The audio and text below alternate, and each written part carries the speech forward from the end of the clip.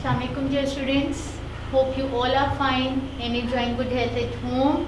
So this lecture is for class 4 and the subject is English, and this is your lecture number 2 of third term. So we are going to start unit number 11, more than an artist.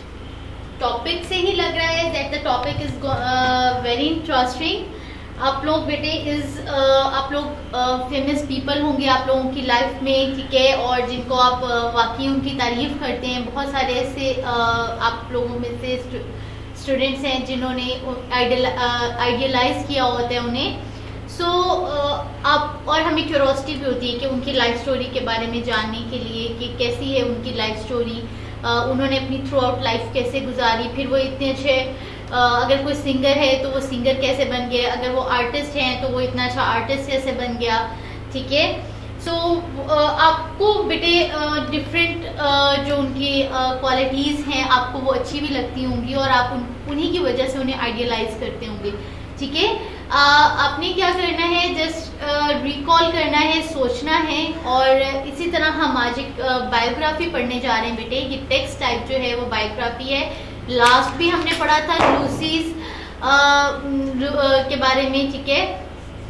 और अब हम पढ़ने जा रहे हैं एक artist के बारे में हम पढ़ने जा रहे हैं. मैं एक शॉर्ट सा डिस्क्रिप्शन दे दूं आपको कि हम किसके बारे में पढ़ने जा रहे हैं. We are going to study about an artist. उसकी बायोग्राफी के बारे में पढ़ने जा रहे हैं कि उसकी लाइफ हिस्ट्री जो है वो कैसी थी. और Leonardo da Vinci is the name of the artist. और उसे ये शौक कहाँ से हो गया कि उसने एक अच्छा आर्टिस्ट बनना है. बेटे इस चैप्टर में you gonna learn, you gonna read and understand biography.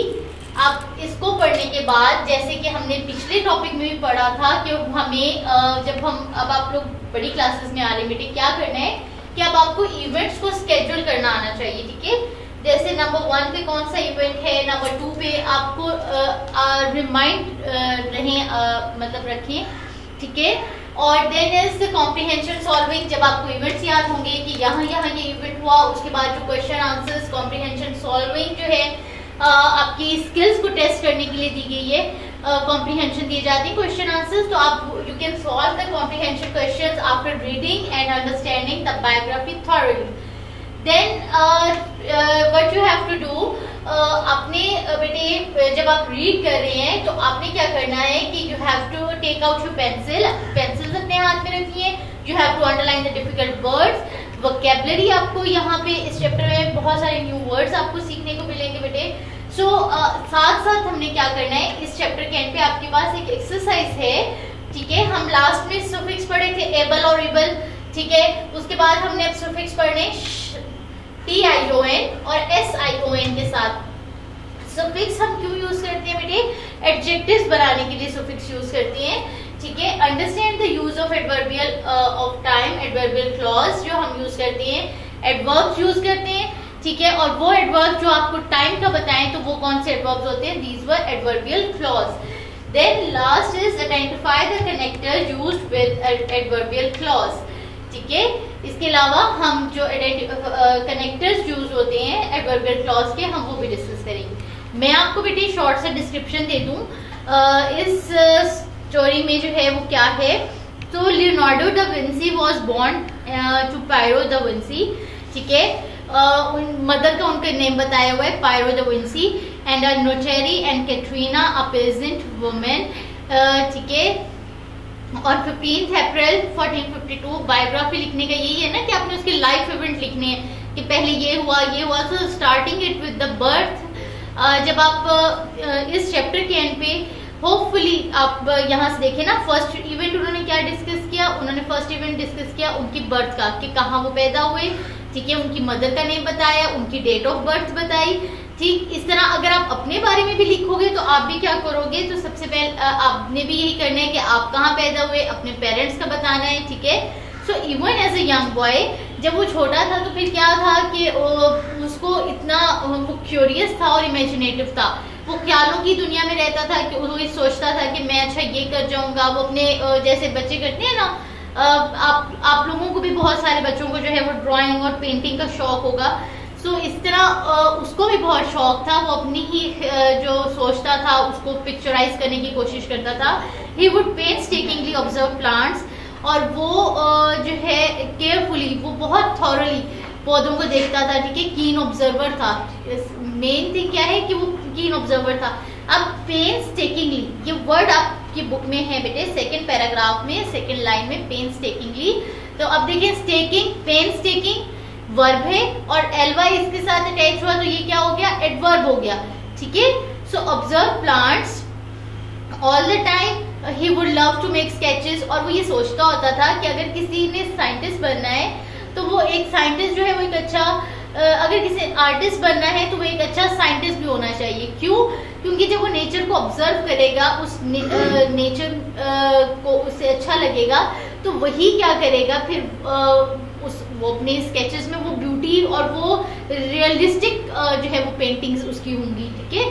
So he also love to experiment, वो एक्सपेरिमेंट करता था, वो ज्यादातर टाइम किस चीज में गुजारता था, पेंट्स बनाने में, ठीक है। और he would look for different minerals, मुख्तलिफ मिनरल्स, प्लांट्स, पौधों से जो है ना वो डाइज मिलते हैं, कलर्स आ रहे हैं, तो वो मुख्तलिफ पौधों और प्लांट्स को जो है वो सर्च आउट करता था, और ताकि वो पेंट्स बना सके, ठीक है। और इवन दो कि उसने अपनी फर्स्ट पेंटिंग जो थी वो when he was just 14 years old, जब वो सिर्फ 14 साल का था, उसने अपनी पहली पेंटिंग बनाई, और उस पेंटिंग में क्या था, the snake was spitting fire out of his mouth, ठीक है, कि एक सांप के मुंह से आग निकल रही थी, और वो बिल्कुल ऐसे लग रहा था जैसे it is the real one. So इसके बाद क्या हुआ कि जब वो 15 years का हो गया, तो फिर उसने क्या किया, द विंसी बिकेम एन, फिर वो उसने अपने ज्वाइन कर लिया, एक जो है वो किसी का स्टूडेंट बन गया, ठीक है। And who was he was the Andrea del Verrocchio, a well known artist, एक जाना पहचाना आर्टिस्ट था और मुजस्मा साज था, ये जो बड़े बड़े मुजस्मे बनाए होते हैं, ठीक है। Under the direction of Verrocchio da Vinci studied in anatomy, और फिर उन्हीं की जेर तालीम, अंडर द डायरेक्शन मीन्स उनकी ही सरपरस्ती में उसने क्या किया, उसने एनाटॉमी पढ़ी। एनाटॉमी क्या होता है बेटे, एनाटॉमी होता है कि इंटरनल स्ट्रक्चर्स को रीड करना, चाहे वो प्लांट के हैं, एनिमल्स के हैं या ह्यूमन बींग्स के हैं। तो उसने ये सब स्टडी करना शुरू किया, थॉरली उसने इन सबको पढ़ा, और वो विजिट करता था कॉर्प्सेस कहते हैं लाशें, ठीक है। तो वो डेड बॉडीज जो हैं उनको देखता था और उनको डाइसेक्ट करता था, मसल्स, बोन्स, हर चीज जो है वो देखता था। His drawing of the Vitruvian man showed how well he knew the proportions of the human body, और उसकी जो ड्राइंग थी, मतलब जो वो फिर उसको पेंट करता होता था, मतलब अपनी ड्राइंग्स में वो चीज जो सीखता था। अब जैसे कि उसने डाइसेक्शन की है और उसने उसके बाद उस डाइसेक्शन के बाद बेटे अगर वो उसको वो उस चीज को अपनी स्क्रैप बुक पे, अपनी पेजेस पे उसको ड्रॉ करता होता था, तो उसकी ड्राइंग, और वो एक माइन्यूट से माइन्यूट कहते हैं ना जिसको बहुत बारीक से ऑब्जर्व करता था, बारीक बीनी से, और उसको फिर ड्रॉ भी करता था, ठीक है। और उसकी ड्राइंग से देख के हमें पता चल जाता था कि ये इसने कितना अच्छा ड्रॉ किया। नेक्स्ट अगर उसके बाद फिर ऐसा हुआ कि जब वो उनकी अप्रेंटिसशिप में जो है वो, मतलब उनकी शागिर्दी में काम करता रहा, तो क्या हुआ, ही पेंटेड एन एंजल, उसने एक एंजल को पेंट किया।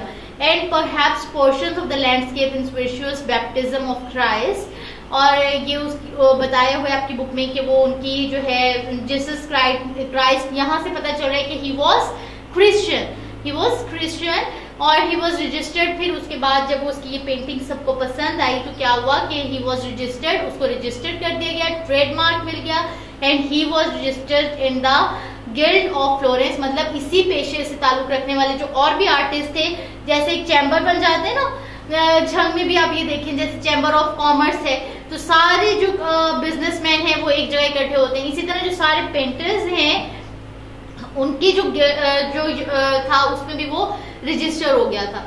अब वो उसने क्या किया, Vinci went to Milan in 1482 and work for Ludovico il Moro the duke of Milan for 17 years, और फिर 17 साल तक उसने उनके लिए काम किया। During this period da Vinci was commission to work on many projects, उसको बहुत सारे काम जो है उसको प्रोजेक्ट्स पे उसने काम किया। ठीक है।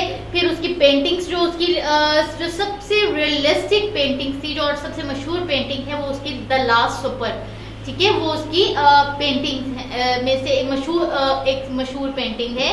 सो शॉक जिसमें उसने क्या डिस्प्ले किया हुआ है और उस डिपिक्ट मीन्स कि वो क्या शो करती है, तो वो ये शो कर रही है बेटे एक बाइब्लिकल इवेंट है। बाइब्लिकल मीन्स कि बाइबल से लिया हुआ है, बाइबल क्रिश्चियंस की जो हॉली बुक है बाइबल, उससे लिया हुआ इवेंट है। सो उसमें क्या बताते हैं कि उसने ये शो किया हुआ है कि जीसस जो वो जीसस है वो अपना गुस्सा और ही वाज शॉक और अपने 12 डिसिपल्स मीन्स उसके फिर 12 स्टूडेंट्स थे जिन वो ये दिखाए थे कि announcement that one of them would betray him, और ये भी अनाउंस हो रहा था कि इनमें से कोई एक जो है वो इसके धोखा देगा। और वो यही मैंने जैसे आपको शुरू में बताया, उसने ये सोचता था कि आर्ट और साइंस जो है वो क्या करेगी, द आर्ट एंड साइंस जो है वो इकट्ठे होने चाहिए। जिस शख्स ने आर्टिस्ट बनना है तो उसको नेचर को स्टडी करना ही है, ठीक है, ताकि ये जो चीजें जो है वो हम अंडरस्टैंड मिस्टीरियस है, मिस्ट्री जो है वो इस मिस्ट्री को सॉल्व कर सकें, ठीक है। The Mona Lisa, a painting of a lady with an unforgettable mysterious smile. The painting was completed sometime between 1505 and 1507, और ये पेंटिंग उसने 2 इयर्स में कंप्लीट की, ठीक है। और वो जीनियस भी था। अब मैंने आपको बताया कि he was an art more than an artist. अगर आप अपने टॉपिक का नेम देखें तो टॉपिक का नेम क्या है, मोर देन एन आर्टिस्ट, कि एक आर्टिस्ट से ज्यादा। अब चैप्टर पढ़ते हुए मैंने आपको जो ब्रीफ किया वो क्या था कि वो एक साइंटिस्ट था, ठीक है, वो एनाटॉमी स्टडी करता था। इसके अलावा वो क्या था, he was a mathematician, he was a inventor, इजाद करता था न्यू चीजें, इंजीनियर। आपकी बुक पे बेटे पेज नंबर 129 पे उसने sketch of the Vinci's flying machine का स्केच भी दिया हुआ है। He was engineer, he was scientist, he was sculptor, मुजस्मा साज था, पेंटर था। तो मतलब एक आर्टिस्ट से ज्यादा जो था वो और भी बहुत सारे जो उससे फन आते थे, ठीक है। He was multi talented person. तो कैसी इसकी शख्सियत रही, अब इस पूरे इसको चैप्टर को पढ़ने के बाद आप एटलीस्ट ये तो बेटे हम जो है वो डिपिक्ट कर सकते हैं कि हाउ वाज हिज पर्सनैलिटी। तो इसकी personality, he was multi talented and the कीन ऑब्जर्वर। आप एडजेक्टिव्स यूज कर सकते हो। और इस चैप्टर में बायोग्राफी है, मतलब लाइफ स्टोरी बताई हुई है, तो लाइफ स्टोरी बताते हुए डिफरेंट एडजेक्टिव्स यूज हुए हैं। आप जब रीड कर रहे होंगे बेटे, अब जैसे कुछ वर्ड्स आएंगे, प्रोपोर्शन, जैसे प्रोपोर्शन एक वर्ड है, तो ये वर्ड जो है TION पे एंड हो रहे, तो TION क्या है, हमारे पास सुफिक्स है, ठीक है। अब हमने पहले जो पढ़े थे वो इबल और एबल थे, और अब हम ये वाले सुफिक्स पढ़ेंगे TION और SION। अब कमीशन आपने वर्ड पढ़ा, तो कमीशन में जो है SION है, ठीक है।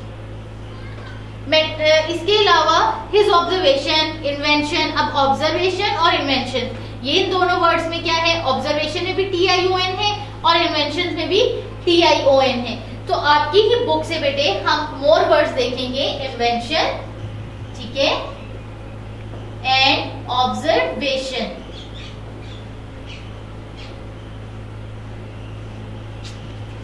साथ साथ आपने क्या करने बेटे, अंडरलाइन कर लेने उन वर्ड्स को, उन सुफिक्स को अंडरलाइन कर लेने हैं, ताकि आपको, और जब आप थॉरली रीड करोगे आपको इस चैप्टर की बहुत अच्छे से समझ आ जाएगी, ठीक है। आप कॉम्प्रिहेंशन क्वेश्चन आंसर सॉल्व कर सकते हो इसके बाद, ठीक है। रिकॉर्डेड इन नोट्स, और उनकी जो है जो उसकी पेंटिंग्स थी, coming back to the topic, जो उनकी पेंटिंग्स थी उसको बेटे उन्होंने रिकॉर्ड में रखा हुआ था। उसमें काफी सारे डिजाइन्स थे मशीनरी के, एनाटमी के, ठीक है।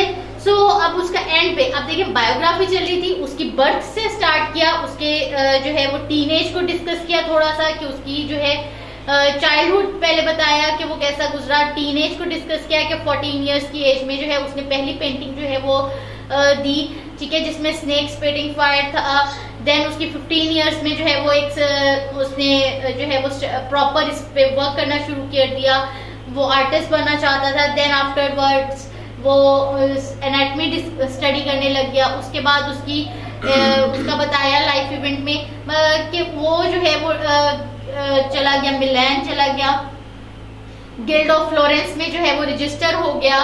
ये जो लाइफ इवेंट्स है बेटे, अब ये देखिए मेन इवेंट्स जो है मैं बता रही हूँ, आप ये रीड करोगे तो आपको भी पता चल जाएगा पहले क्या हुआ, उसके बाद क्या हुआ, और देन आफ्टरवर्ड्स उस स्टोरी में क्या हुआ, ठीक है। और एंड जो है वो किस पे किया, अब इन्होंने आप चैप्टर एंड किया कि ही वाज डाइड ऑन 2 मई 1519 in Amboise Touraine which is in present day Indre et Loire France. तो दिस स्टोरी इज बेसिकली जो है वो he was born in Italy और he was died in France, ठीक है। So this is all about your topic more than an artist. और अब आपको भी लगता होगा ऐसा कि he was really more than an artist, कि वो एक आर्टिस्ट से तो बहुत आगे था, ठीक है। और वो now you can be able to answer the questions given on page number 130 and 131. So here is the reading comprehension. You have to put the event in order of occurrence, कि जैसे जैसे events होते रहे, ठीक है, आपने उन events को जो है वो उनके order में लिखना है। The first incident और मतलब उसको मार्क करना है नंबर 1, फिर सेकेंड इंसिडेंट जो वाकया हुआ, फिर उसको नंबर 2 पे आपको यहाँ पे कुछ पॉइंट्स दिए हुए, कुछ स्टेटमेंट्स दी हुई है, आपने इनको उस स्टोरी में जैसे जैसे लिखा हुआ है वैसे वैसे मार्क करते जाने, ठीक है। Then you have to read the statement carefully and mark the true and false.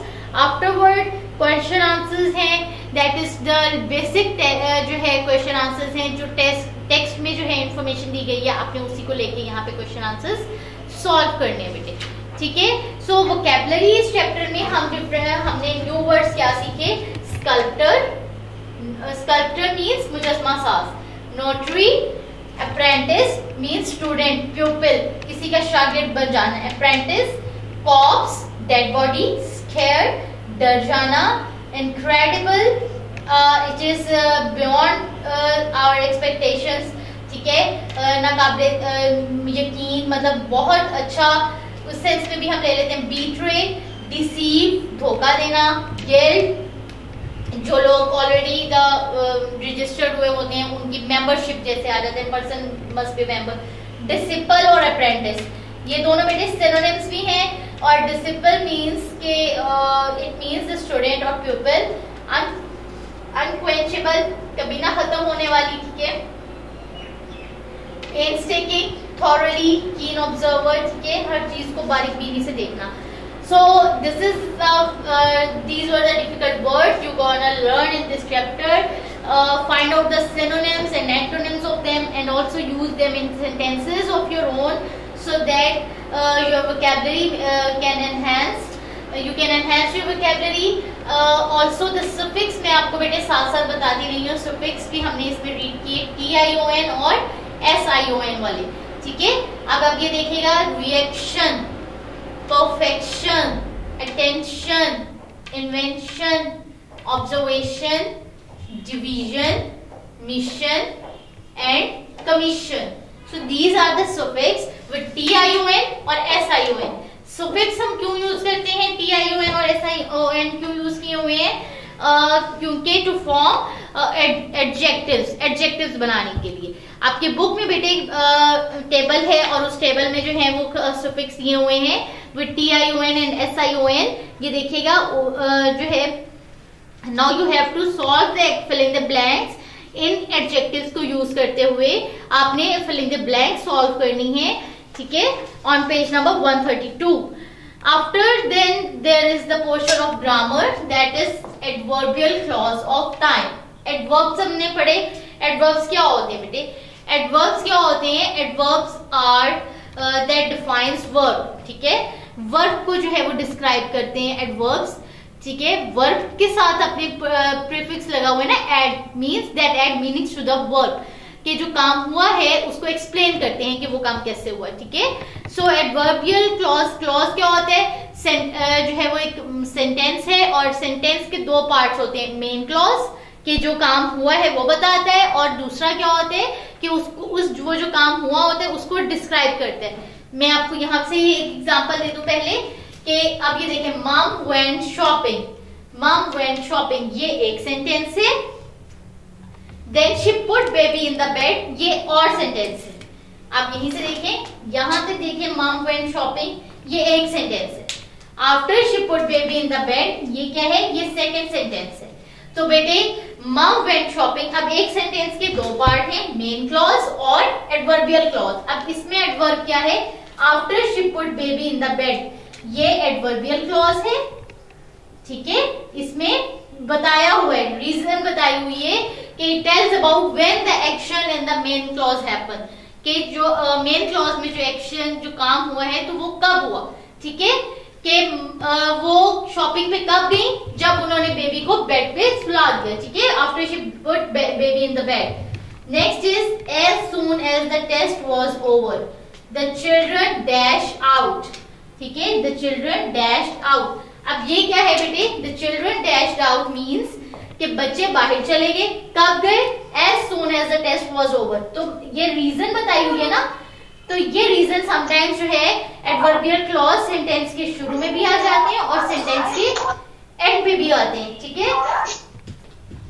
Gym meet his wife, Jim meet his wife, ठीक है। ये जो रेड में है ये क्या है, ये मेन क्लॉज है और ये क्या है, एडवर्बियल क्लॉज है, while he was working in Hong Kong, ठीक है, ये एडवर्बियल है।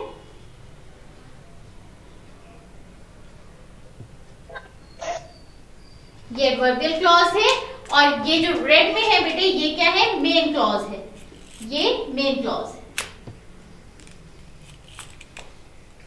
अब हम जो कनेक्टर ऑफ टाइम है मींस कनेक्टर्स यूज करते हैं, तो क्या इसमें एडवर्बियल क्लॉज में हम जो वर्ड्स यूज करते हैं, जो ज्वाइन करते हैं दो सेंटेंसेस को, उनको कहते हैं कनेक्टर्स, ठीक है। जब टू सेंटेंसेस को आपने ज्वाइन करना हो तो जो वर्ड यूज करते हैं उनको क्या कहते हैं, कनेक्टर्स कहते हैं। अब जैसे after, just as long as, when, since, while, before, until, ये क्या है, ये वर्ड्स यूज होते हैं जब आपने दो सेंटेंसेस को जो है कनेक्ट करना हो, आपस में मिलाना हो। क्लॉज क्या होता है, क्लॉज पार्ट है ना एक जुमले का, एक पार्ट है, it is a part of a sentence. So एक सेंटेंस के टू क्लॉजेस होते हैं, एक मेन क्लॉज और एक एडवर्बियल क्लॉज या प्रेपोजिशनल क्लॉज। एडवर्बियल क्लॉज क्या होते हैं, वो ये बताते हैं कि कब जो है वो वर्ब को एक्सप्लेन करते हैं, ठीक है, और उसमें ये बताते हैं it tells about when the action in the main clause happen. So आपकी बुक पे बेटे एग्जांपल दी हुई है, आप इसके बारे में डिटेल में फर्दर क्लासेस में आप लोग स्टडी करेंगे और एग्जांपल दी हुई है जो रेड में आपकी बुक में लिखा हुआ है, ठीक है। एक सेंटेंस है, mum went shopping after she put the baby to the bed, ठीक है। This is the first line, first sentence. First sentence में बेटे ये जो रेड में लिखा हुआ है ये क्या है, एडवर्बियल क्लॉज ऑफ टाइम, ये एडवर्ब है और ठीक है। Next is Leonardo observe beast of the air for a long time before coming up with the design of a flying machine. So this is also a adverbial clause of time, जो red में लिखे हुए हैं वो adverbial clause of time है। आप इन words को, ठीक है, इन कनेक्टर्स को जब आप याद रखेंगे जो ये रेड में लिखे हुए हैं, सो उन कनेक्टर से भी आपको बेटे पता चल जाएगा कि अब ये जो है यहाँ से एडवर्बियल क्लॉज स्टार्ट हो रहे हैं। अब ये देखें, आफ्टर यहाँ से स्टार्ट हुआ एडवर्बियल क्लॉज, ठीक है। व्हाइल जो है ये लिखा हुआ है और यहाँ से स्टार्ट हुआ as soon as the test was over, so this is also the adverbial clause, ठीक है। So you have to solve the exercise given on page number 133. You have to underline the adverbial clause of time and circle the connectors of time, और आपने उन words को circle करने। तो connectors of time क्या है, ठीक है, connectors of time है जैसे हम यूज कर लेते हैं whenever, every time, ठीक है, whenever, every time। तो ये हमारे पास क्या है, ये अगर हम लोग ले लें तो ये है हमारे पास कनेक्टर्स ऑफ टाइम, ठीक है। और ये हमारे पास क्या है, ये है एडवर्बियल फ्रेजेस में, एडवर्बियल क्लॉजेस में हम इन्हें यूज करते हैं, ठीक है। ये भी कनेक्टर्स हैं, इन्हें भी कनेक्टर्स कहते हैं, जैसे कि when, just, as soon as, so these are also the connectors, ठीक है। Form sentences with the given adverbial clauses of time. आपको यहाँ पे बेटे पेज नंबर 134 पे ये बॉक्स में जो है इन्होंने सेंटेंसेस कुछ दिए हुए एडवर्बियल क्लॉज के साथ, ठीक है, आपने क्या करना है, सुटेबल सेंटेंस जो है वो इन मेन क्लॉजेस के साथ जो है ऐड करना है to complete the sentence. So this is the grammar portion from your book. और आप इनको बेटे एडवर्ब्स को जो है डिटेल में आप इसको स्टडी करोगे. मैंने आपको एडवर्ब से बताया, रिकॉल करवाया बेटे. एडवर्ब्स क्या होते हैं? एडवर्ब्स होते हैं दैट डिफाइंस वर्ब, वर्ब को एक्सप्लेन करते हैं. इसके अलावा एडवर्ब ऑफ मैनर होते हैं, adverb of time, adverb of place. ठीक है, सो एडवर्बियल क्लॉज ऑफ टाइम हम पढ़े थे कि कब जो है ये काम हुआ. इसके बाद है स्पेलिंग्स में शॉर्ट वॉवल साउंड टी. तो ठीक है, आपकी बुक में वर्ड्स दिए हुए wet, wetted, pat, pat, rot, rotting. मतलब डबल टी को हमने सिंगल टी कंसीडर करना है. ठीक है, जब हम रीड करें, प्रोनाउंस करें, तो हमने डबल टी को क्या करना है, सिंगल टी कंसीडर करना है. Potted, getting, letting, sitting, hotter, sitter, cutting, waiting and setting. Now you have to fill in the blanks on page number 135 with these words given on in the examples. So this is all about your lecture unit number 11, that is more than an artist. So your diary is, you have to read plus understand the unit number 11. Also learn and solve work pages on books and question answers on your notebooks. Notebook पे question answers बेटे आपने solve करनी है. Work pages आपकी books में available है, book पे ही सॉल्व करने हैं आपने. Handouts are available in schools account office. So take care. Thank you very much. अल्लाह हाफिज.